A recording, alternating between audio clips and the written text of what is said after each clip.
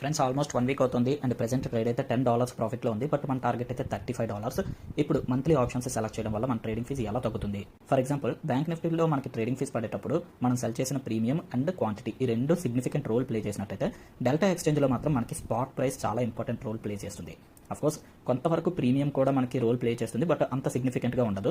So మీకు ఇక్కడ చూస్తే నోషనల్ అని కనిపిస్తుంది కదా, నోషనల్ వాల్యూ 2006 USD. ఈ నోషనల్ వాల్యూ అంటే ఏంటంటే bit coin spot price multiply by మన క్వాంటిటీ 0.017. అంటే ఫర్ ఎగ్జాంపుల్ బిట్ కాయిన్ మనకి $118,000 ట్రేడ్ అవుతుంది. దాన్ని 0.017 మన క్వాంటిటీతో మల్టిప్లై చేస్తే ఈ నోషనల్ వాల్యూ అయితే వస్తుంది $2006. మీరు ట్రై చేయండి.